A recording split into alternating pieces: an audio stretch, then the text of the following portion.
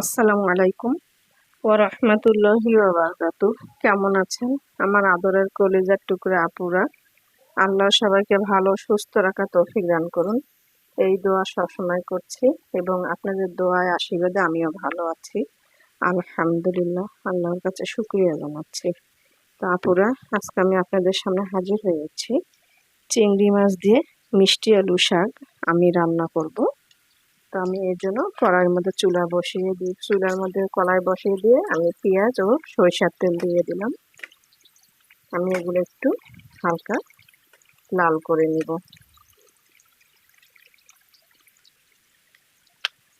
তো আমি এখন চিংড়ি মাছ দিয়ে একটু ভেজে নেব। এই যে চিংড়ি মাছ দিয়ে দিলাম,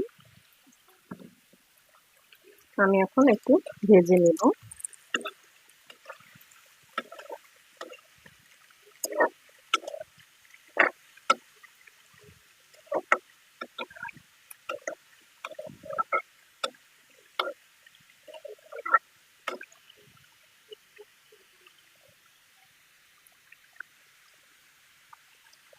তো চিংড়ি মাছ ভাজানো হয়ে গেল, এবারে আমি মশলা দিয়ে দিচ্ছি। এখানে আমি মশলা গুলিয়ে রেখেছি, দিয়ে দিলাম।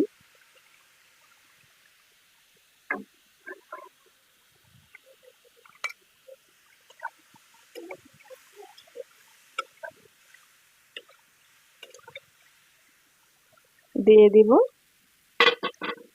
আলু। আমি আলু কেটে ধুয়ে রেখেছি আগের থেকে।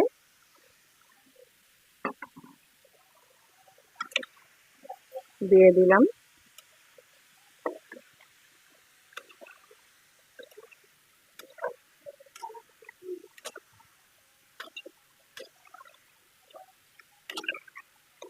এবার আমি ঢেকে দেব, একটু কষিয়ে নেব আলু ও চিংড়ি মাছ।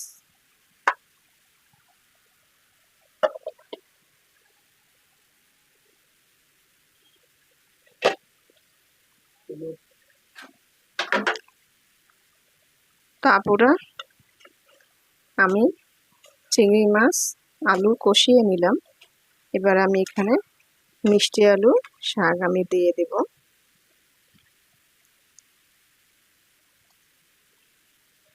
এই দেখুন মিষ্টি আলু শাক, মানে এগুলো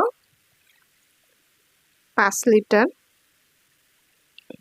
তেলের বোতল কেটে একটু মাটিতে আমি মিষ্টি আলু গেড়ে দিয়েছিলাম, সেখান থেকে আল্লাহর রহমতে গাছ হয়ে গেছে এবং একটু একটু হলেও এর একটা আনন্দই আলাদা, যে নিজের হাতের আল্লাহ পাক যতটুকু শাক দিয়েছেন কেমিক্যাল মুক্ত, খেতেও মজাদার হবে ইনশাআল্লাহ। তো আমি এখন একটু পানি দিয়ে দিব, এতেই হয়ে যাবে।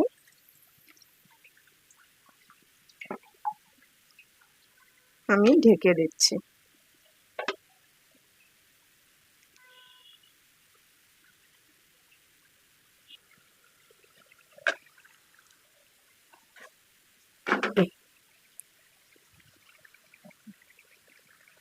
তো মিষ্টি আলু শাক দিয়ে চিংড়ি মাছ তরকারি রান্নাটা হয়ে গেছে।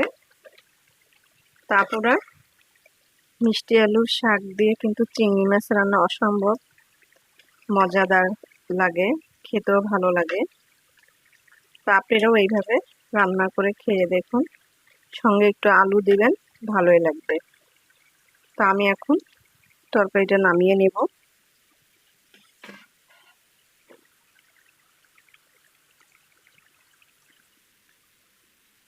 আপুরা, নামিয়ে নিয়ে আসলাম চিংড়ি মাছ দিয়ে মিষ্টি আলু শাক রান্না তরকারি। কেমন লেগেছে আপনাদের কাছে রান্নার ভিডিওটি অবশ্যই কমেন্টে জানাবেন, লাইক দিন, বেশি বেশি করে শেয়ার করুন। দোয়া চাই। ছোট্ট রান্নাঘর চ্যানেলটিকে সাবস্ক্রাইব করতে একদমই ভুলবেন না। যারা নতুন আপুরা দেখছেন পাশে বেল বাটনটি ক্লিক করে আমার ভিডিওর পাশেই থাকুন। তো সবাই ভালো থাকেন, আপনাদের পরিবারকে সবাইকে নিয়ে সুস্থ থাকুন, এই দোয়া সবসময় আল্লাহর কাছে করছি এবং আপনাদের দোয়ায় আমিও ভালো আছি। এখন আমি